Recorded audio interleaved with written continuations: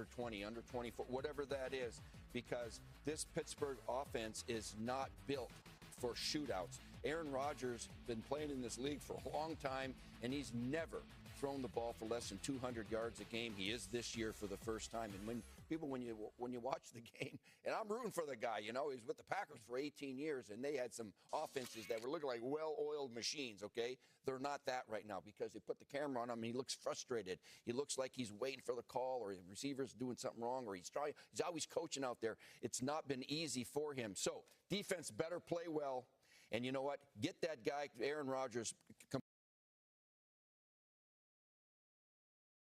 completing some passes. They've been better lately, but man, no shootout today or you're going to lose big. Yeah, it's about, to me, efficiency on offense. This isn't a big play offense, although last couple of weeks they've created some more big plays in the pass game, but this is about being efficient. Aaron Rodgers on Monday night was 23 for 27, one of his best completion percentage in his career, and that, to me, is how they have to play.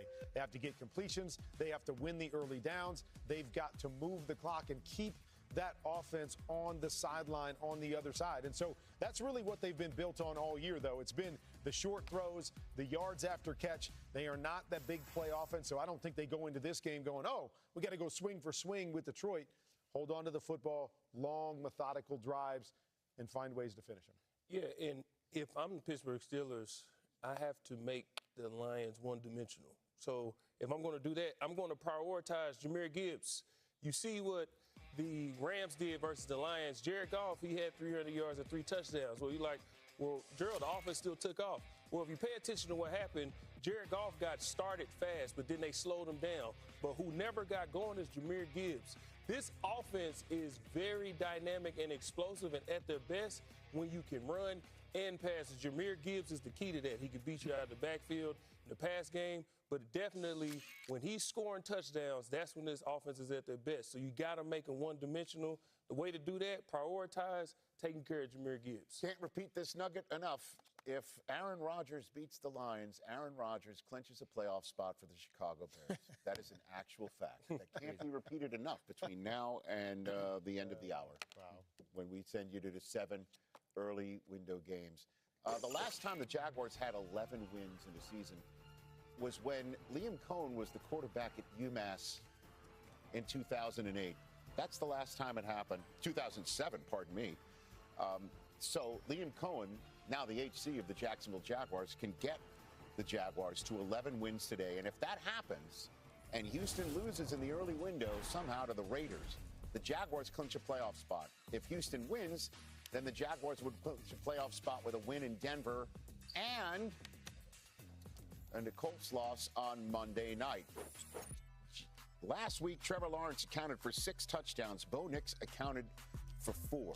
This is the second matchup in the Super Bowl era between 2 starting quarterbacks that combined for 10 or more offensive touchdowns and no giveaways in the previous week. The last time it happened, Week 12, 1991, when Washington's Mark Rippon met with Pittsburgh's Neil O'Donnell. All facts that are of interest, but also very crucial to deliver to you so Kurt could get in a position to place both quarterbacks in Warner's corner. Take it away. There you go. This is why we put them in Warner's corner, because they're both playing some of the best football of their careers. And let's start with Trevor Lawrence. He seemed to have found his groove in this Liam Cohen offense. And he's always loved to throw the football down the field, but it's a little nuance. Come off the play action. What are we going to do? We're going to read the backside first. There's nobody high on the backside. They're coming down on the play action. Boom. Replace it with the deep over. Great throw. Okay, we're going to come back with the same concept. Play action. We've got the over, but no, there's a body back there. Can't take that one. Watch the timing. Perfect throw right on the face mask, coach, on the big in route. Boom. You can't throw it any better than that. I love this. A little cover 2, what I call POCO, post-corner combination. Hey, we know we got a corner sitting on the outside, so if we're going to shoot it, we got to shoot it in the hole. Perfect throw in between 3 defenders. And then I don't even know what this is, coach, but this is the talent level that he's got. He's going to roll out. How does he even see or, like, I don't even know. And he takes off and throws this thing, and boom, we get a 40-yard completion. I mean, that's how it's going right now for Trevor Lawrence. Big throw after big throw, and he's making all the right decisions. 5 wins in a row for this team, largely because of that guy's arms and legs. These guys, what I like about them, they like to throw the ball. They are not check down Charlies. They are aggressive throwers. Both of them are. Well, and you talk about Bo Nix, and that's what we saw last week. I think at times he can be conservative, but when he pushes the ball down the field, he shows his capabilities. Right here, we got a post-over combination. We're going to read the body language. That safety turns his hips. He's getting out of there. Look at this timing, right between 3 guys on the deep over for a big shot. This was my favorite throw of the weekend. Okay, I call this porch. So it's porch. It's a post corner, but we're going to switch it. Oh, and look at this. It's over the top. We hold the safety outside. It's over the top of this linebacker. Go up and get a big fella for the touchdown, and then, hey, it's 4th and 2. Yeah, maybe I could take the short little quick under route right there or the flat to the backside and get the first down. I got confidence in my guy, Courtland Sutton. I'm going to go up top. Perfect throw down the field. When he pushes the ball down the field with this defense and his ability to make plays, they're a tough team to beat. Tough team to beat 11 times in a row. Here we go again. This guy can make plays with his legs, too. This ought to be a great matchup. I know. 11 in a row, 5 in a row. Something's got to give, Colleen. That is for sure. We're going to keep it in the AFC. With the Ravens, their offense bounced back last week. They ran the ball effectively in the freezing cold, but still struggled in the red zone. Only a field goal in 1 trip. Overall, they score a touchdown on only 44% of drives inside the 20. That's 2nd worst in the league. Now, the good news for Baltimore, they're playing the worst red zone defense in the entire league. The Patriots have allowed a touchdown on 75% of drives. That's one of the 5 worst rates of any team in the last 10 seasons. So, Gerald, that brings us to Earn Your Sunday, presented by Lowe's. You've earned Sunday football. How do Lamar Jackson and the Ravens exploit this Patriots last-ranked red zone defense on Sunday Night Football, prime time? We got playoff implications all over the place. How do they do it? Well, when you're playing bad red zone defense, a lot of it is being undisciplined and not reading your keys and being out of place. How do you exploit that as an offense? Misdirection stuff. You want to run some crossers. You want to run some pick plays in the pass game. In the run game, you want to get pullers and inserts. And most importantly, add Lamar Jackson into the fold. He's dynamic with his arm and his legs. So when you get all these pullers and these misdirections and then you add in Lamar Jackson, you can exploit any defense that's being undisciplined. So misdirection tonight, misdirection. Okay. All right, so some creativity, Absolutely. RPOs, design quarterback runs, maybe get the tight ends involved as well, because that is a problem for the Patriots defense. But one player who does not struggle in the red zone, it's that man right there, Josh Allen. His 26 touchdowns inside the 20 are 2nd most in the league. And without further ado, I give you Josh Allen, the red zone reindeer. Getting ready for Santa's big flight from the North Pole. This lizard in Buffalo looking for a Christmas miracle. Santa's in a hurry, dashing through the snow to the end zone. shouting out to Rudolph. Nothing but white snow in front of Allen. The sleigh's full of presents. Unbelievable! What a touchdown run by Allen. Now the question is, will Santa be in time? Are you kidding me? Yeah, go now, Rudolph, go. He's a beast with a capital B. Time for Christmas Day.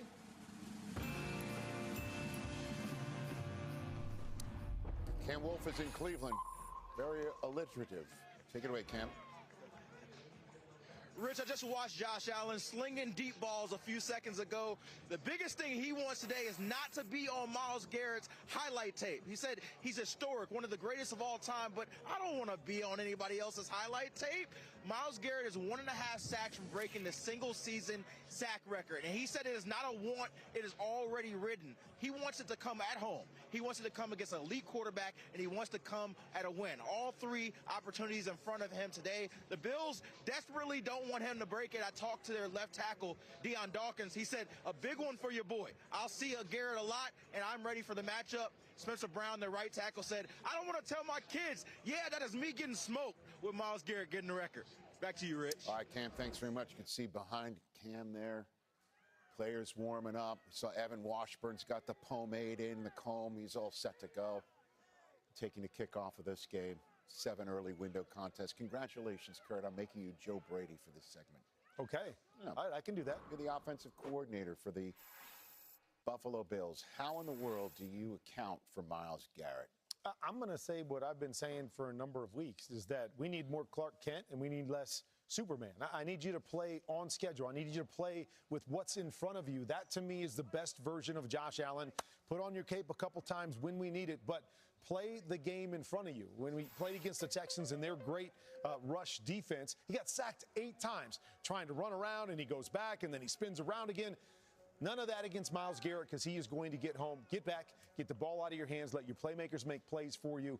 That, to me, is the formula to have success against a great pass rush. The Bills are one of 3 teams, along with the Jaguars and the Chargers, to have a win and hope the Colts lose clinching scenario for this week. I'm leaving out Houston from this equation. Houston's won 6 in a row and have the 2-win Raiders in their house.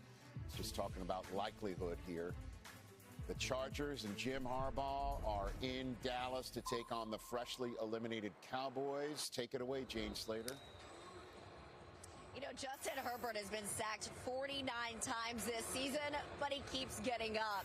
And then there was 2 weeks ago, the game against the Eagles, that they won in overtime. He was just 7 days removed from surgery in his non-throwing hand.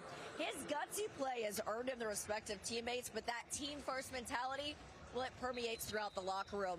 It was safety Derwin James who told me they believe if one doesn't get it right, they let everyone down. In fact, I asked him about some of the hard physical hits that we saw from the Chargers last week. I said, how was film study? He said, we might catch a couple of them on the internet, but Harbaugh never plays them. I said, why? He said, because that's the standard, that's the exception. Now to Kimmy. Jane, thanks so much. Speaking of Justin Herbert taking the hits this season, it's been brutal blows for him, quite literally dead last in the league across sacks taken, quarterbacks hits, pressures, and quick pressures. Of course, it doesn't help when you lose your offensive tackles and your line is beaten up. But Mooch, today Justin Herbert and those Chargers take on the Dallas Cowboys and their defense, who's not necessarily been great. You called Justin Herbert what when talking about the hits he's taken? Did I call him a pinata? You did say he was a pinata. Sorry, but you know what? He is the most hit guy in the National Football League. And like you said, you're losing your 2 tackles, your bodyguards, right? Right. It's understandable a little bit, but they think he can get out of trouble because he's athletic. He can run all of those things and throw the ball. But you know what? This guy is your franchise quarterback. You need to protect him a little bit.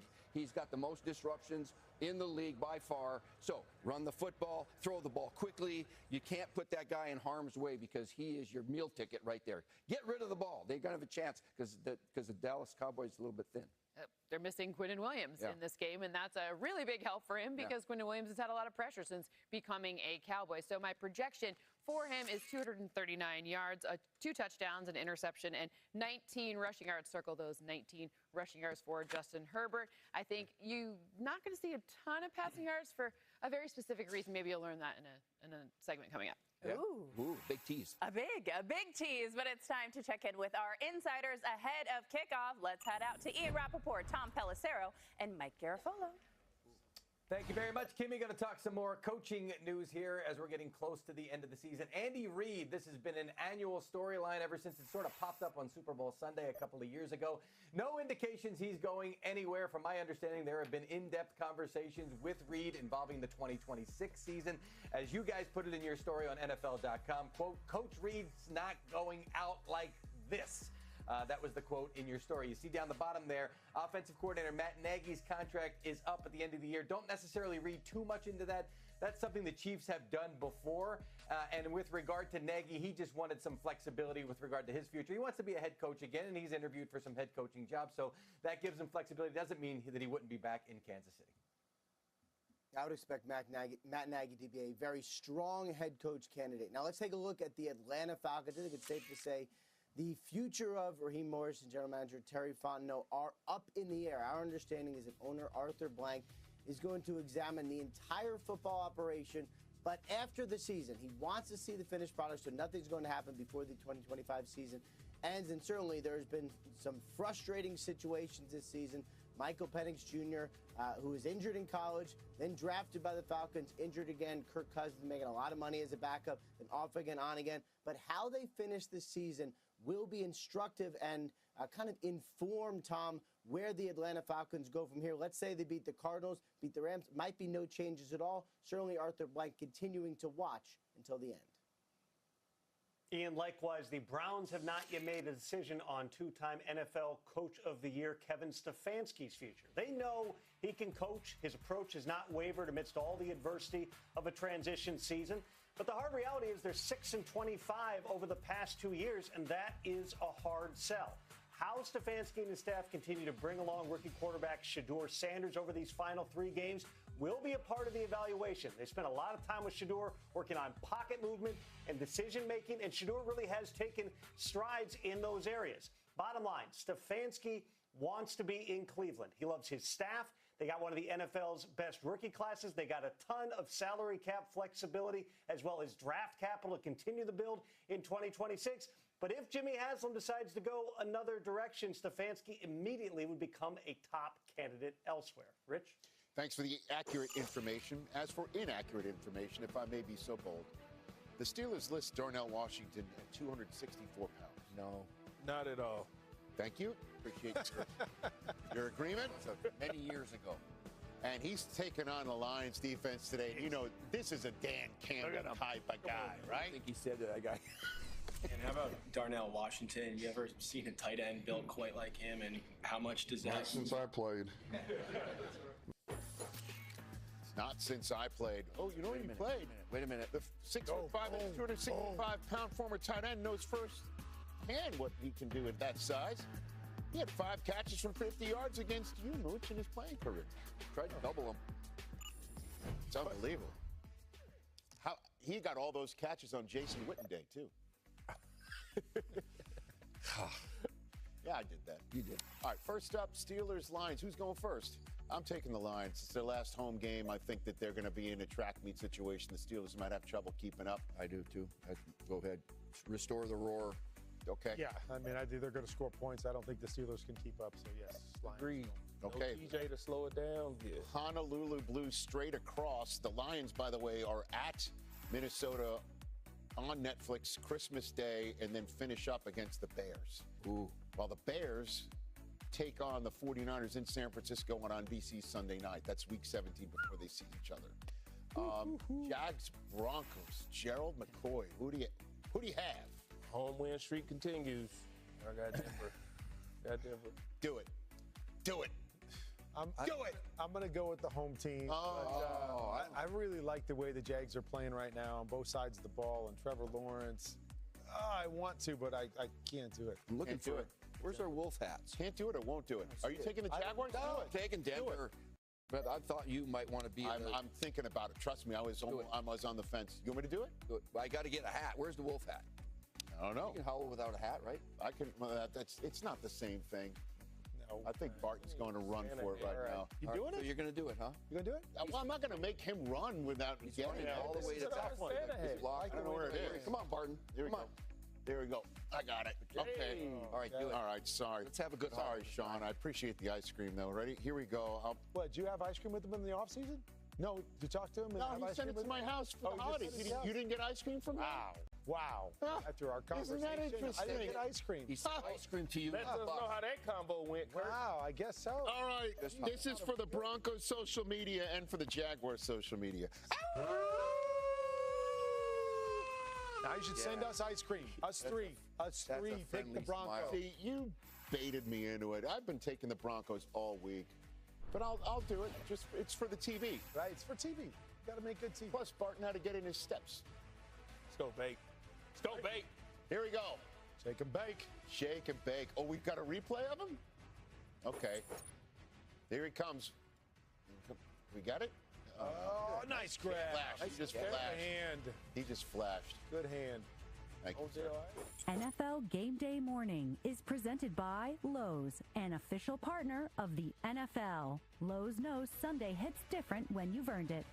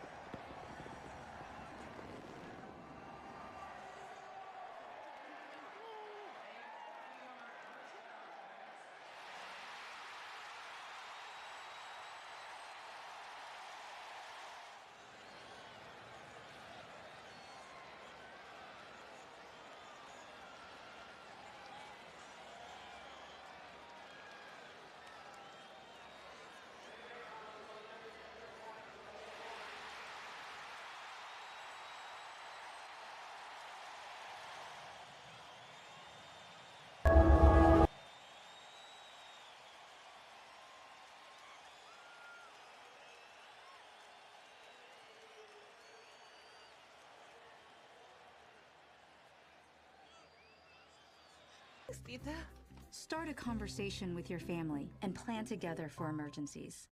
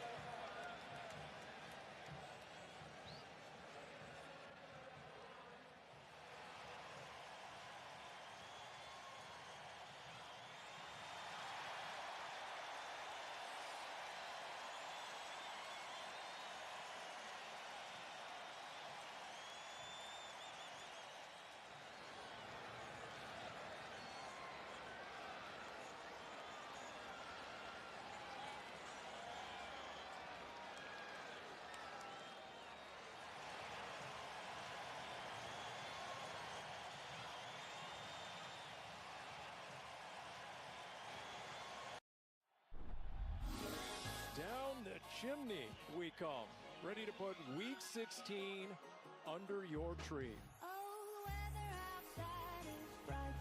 Merry Christmas to everybody watching. We do have snow coming down here. Since we've no place to go, let it snow, let it snow, let it snow. Trying to bring the Bah Humbug. He got lit up like a Christmas tree. He won't get a bigger gift at Christmas than that touchdown. Thank you, Santa. This fire feels nice. Merry Christmas, brother. Merry Christmas, my friend. We ain't got nowhere to go. That was Lainey Wilson and yes, Mooch, your favorite Bing Crosby in this week's Sunday Spotlight. Listen now on Apple Music. This Saturday, Kurt, you ready to do this game? I'm ready. Texans-Chargers. When we go. I'd do it now. If the Texans didn't have to play the Raiders and the Chargers play the Cowboys in like you do it now. half an hour. Right. But that'll just be next Saturday right here on NFL Network. Keenan Allen has pretty much every record that you can have for a receiver in the Chargers organization, and that's saying a lot. Taking on the Cowboys to try and bring a big wave of momentum, showing some lightning bolts in Arlington. Take it away, Jane Slater. And Rich, the Dallas Cowboys have struggled against the pass, but they're hoping for a little bit of help today. I just had number 7, Trayvon Diggs, come up to me and give me a high five.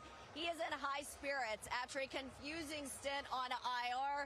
He is available today. Remember Deron Bland, he went to IR.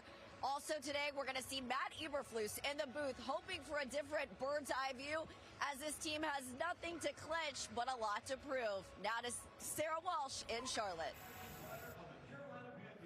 Well, Mike Evans said, we have been here before. We have to bounce back. And for the first time since 2021, JPP will be in a Bucs uniform as the Buccaneers try to take control of the NFC South. Meanwhile, for the Panthers, Dave Canales says his players can sense and feel just how huge this opportunity is as they try to make a playoff push for the first time since 2017. Now to Cam Wolfe in Cleveland. Sarah, there's an intense wind here in Cleveland, 20 to 25 miles per hour, so it could be a running back and tight ends game. I saw a lot of passes fluttering in pregame warmups, and as far as tight ends, Bills tight end Dalton Kincaid has been limited in practice with a knee injury, but he looked really good in warmups. Expect he and Dawson Knox to be a big part of the Bills' game plan today. Now to my fellow Wolf, Colleen. Thank you, Cam. It's time Forward Pick 6 presented by DraftKings Sportsbook. So, Cynthia Freeland, let's start with. You have to howl, I feel like. That was incredible. You know, I'm working on the howl. It should just come naturally, you would think, as a wolf, but doesn't. So, Josh Allen in this game, he's in Josh Allen weather in Cleveland, but if he needs one more touchdown to reach 300 in his career, he would be the youngest player to do so. Does he do it? How close does he come? He definitely does. He exceeds it. Okay. I have 3 total touchdowns for him. When I'm looking at the opportunity to not turn the ball over, which you will notice there are 0 INTs on that screen. Why? Well, it's because of what we heard from Cam Wolf. The weather's not so great, tight end. Also, you're missing one of your wide receivers. And I do love that Cam was reporting that they don't want to be on the wrong side of history with Josh Allen having to take the sacks for Myles Garrett. So I believe that, meaning I think it's a very big James Cook game. Yes. Okay. I like that one. Let's go Patriots-Ravens. And Derrick Henry, the last time he shared a field with Mike Rabel, they were both with the Titans, and life comes at you fast. So now, how does he do? Yeah, so I think he has a big, like 2 things can be true. He has 82 rushing yards and a touchdown and 1 reception for 11 yards for good measure. But I think it's in a losing effort. I think the Patriots secure the win today. So even though that you'd think, because typically you want to have the running back on the winning team, which of course you want to play Trevion Henderson, I still think you're fully capable of playing Derrick Henry and having a great fantasy output. Okay, love that. Let's go Steelers-Lions with playoff implications all over the place. Jahmyr Gibbs, as we mentioned earlier in the show, the Lions undefeated when he scores a touchdown. So looks like they win here in your model. Does he score a touchdown?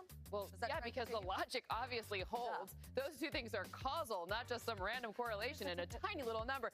Listen, I'm a Lions fan, so everything you're seeing on the screen, that is from a non-biased model. However, my bias says that the Lions will win big time today, and then they're going to potentially lose on Christmas. That is what happens. The Lions break your heart on the hardest time ever. Oh. They win this one big, and then you're like, oh, we've hope.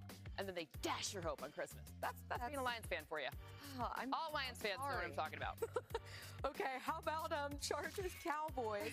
Cowboys eliminated from the postseason after the Eagles won the East last night. Let's go Ladd McConkey going up against the league's worst passing defense because they just put Trayvon Diggs and Deron Bland on IR, shut down. So how does Ladd do? And no Quinnen Williams up front to help with the pressure situation. So I think he has a big game. I think this is a big run game. I think that when you're looking at the Chargers, you're going to have Ladd McConkey in the pass game. I don't have him with the touchdown, but I do have 5 for 64 for him. I think they're going to use a lot of running concepts to make use of the no Quinnen Williams situation, as well as keep their quarterback from having his hand get even more hurt. I know it's not a doctor, but, probably better for healing your hand and looking at the playoffs if you don't get crushed every 2. Also, maybe don't use that hand to stiff arm guys. Like that also might be something good to do. Let's go Bo Nix here. Jags and Broncos. Bo Nix coming off the best game of his career and, of the week.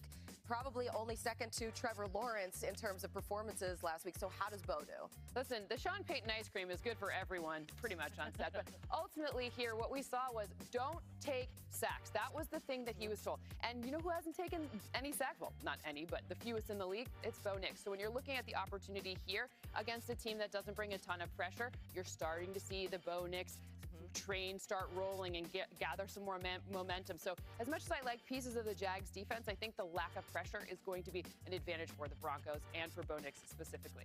You've been part of that train ride too from the very beginning, training camp, even it feels like last year too. Preseason, you're a real one if you like preseason. He returned last week. We got the Bucks and the Panthers here, and he returned dominated in this game. He was not happy afterwards. Does that carry over into this game? I think he's going to be happier. I have a big day forecast for him, but I think the thing that would make him even happier is the thing Gerald's going to be happy about, which is a win. I have a 4-point win for them, but 569 and a touchdown.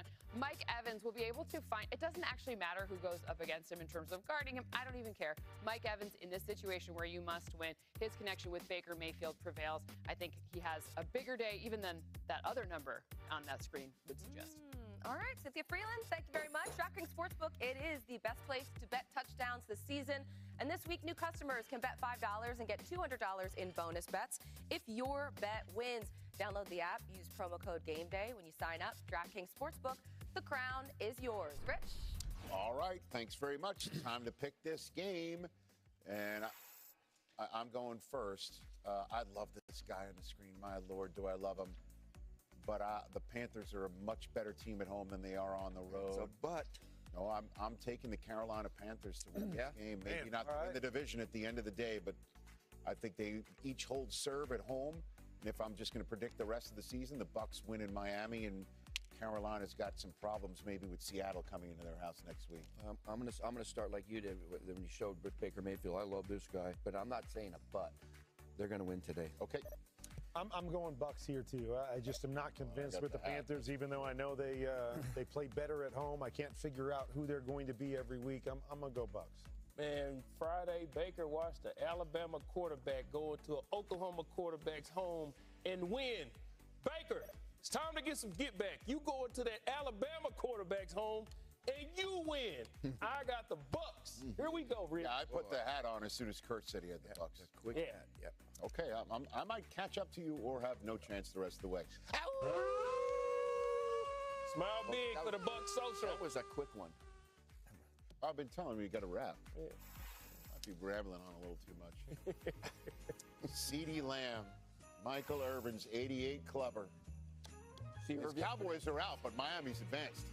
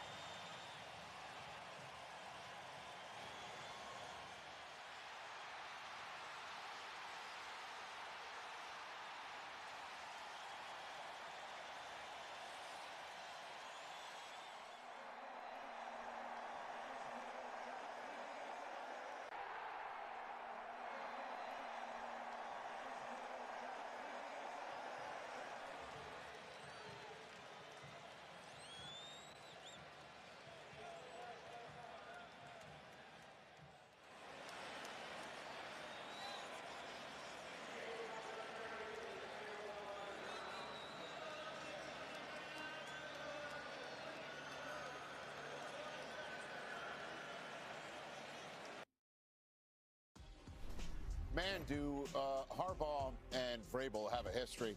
So Vrabel played against a Harbaugh coach Ravens team, 3 tackles in a loss when back in the day Vrabel played for the Chiefs. His last career game was a 30-7 loss as a player. And then, of course, he became a coach.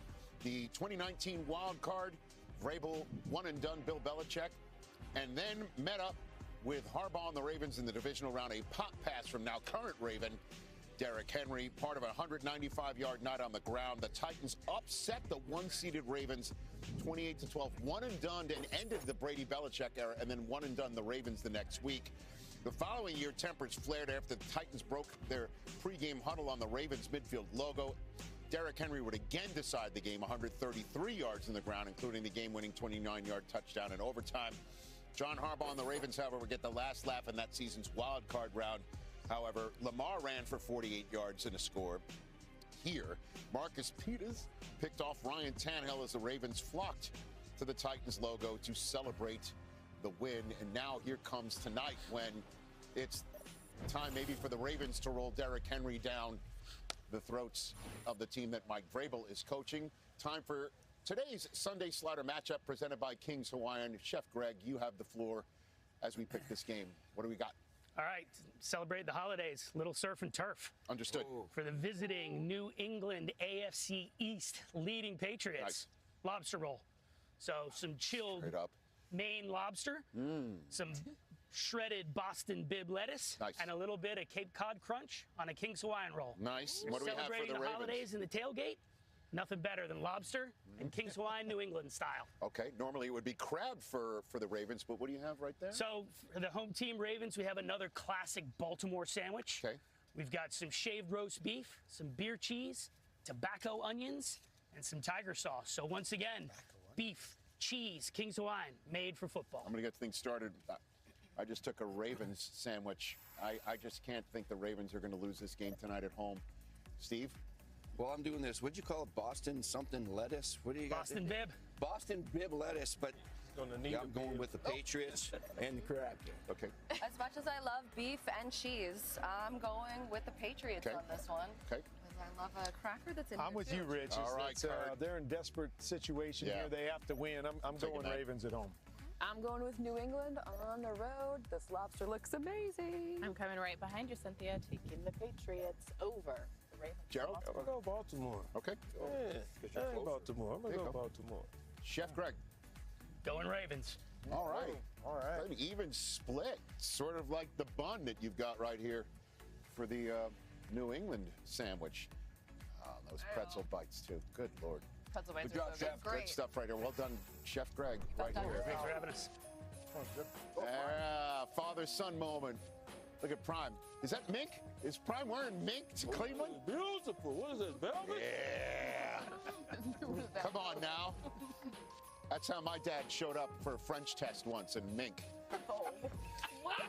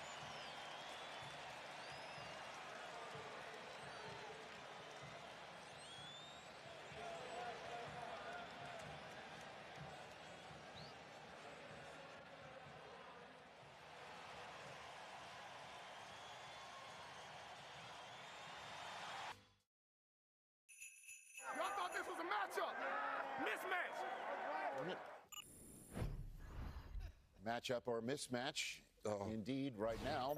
So there's Josh Allen out there. You don't want to be the guy that Myles Garrett sacks for the record, right? Because you'll see that over and over. You don't want to be that guy. Brett Favre didn't see him.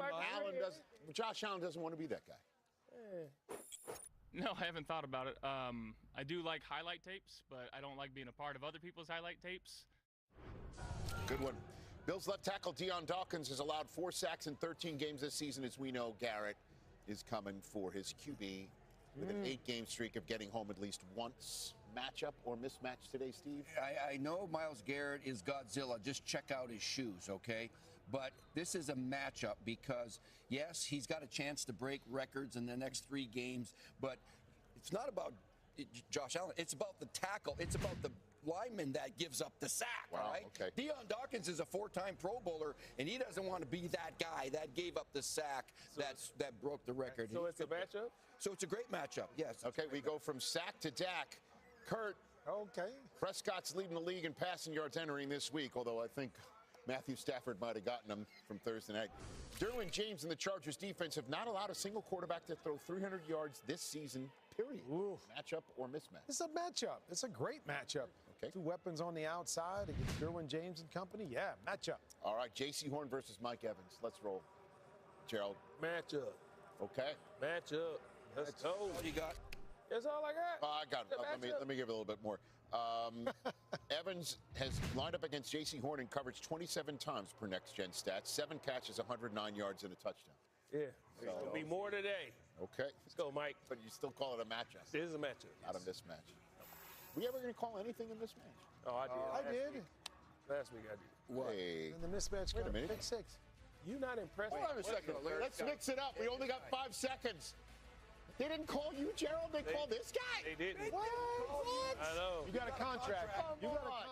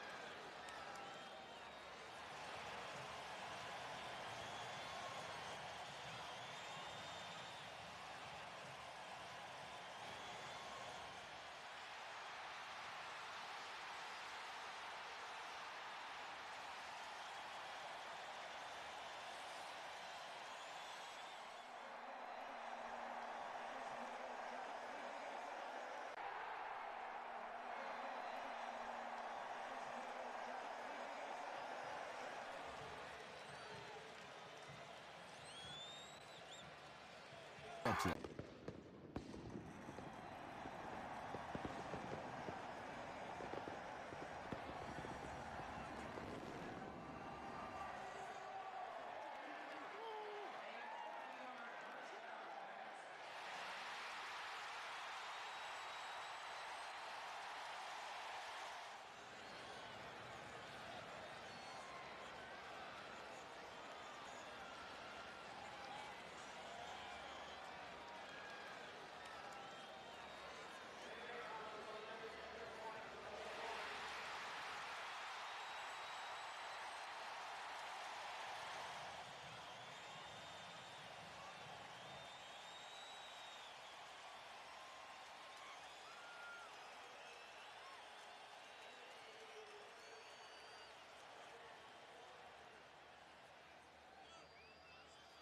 The bells and whistles. Drive without distractions.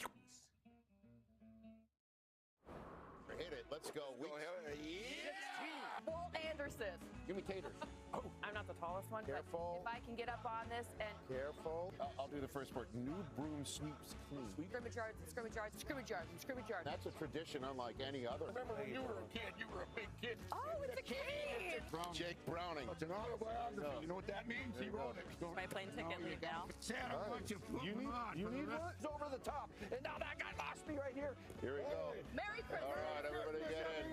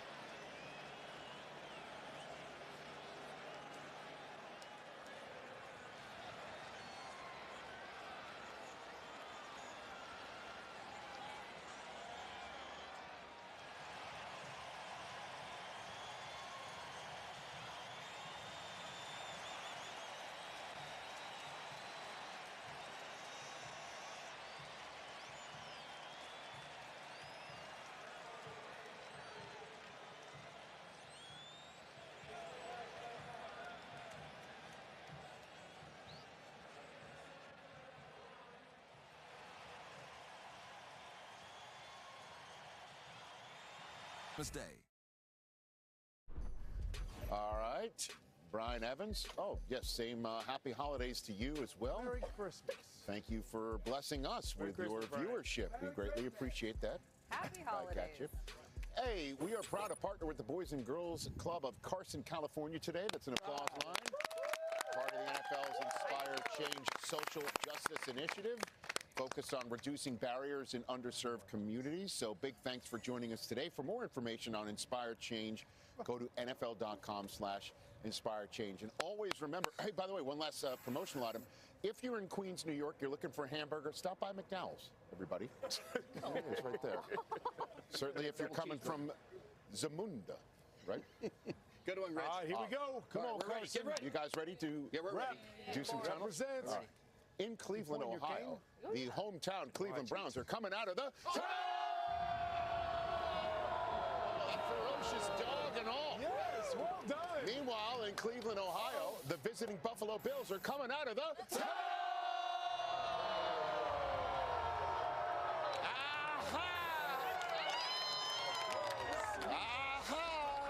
Good job. Well done.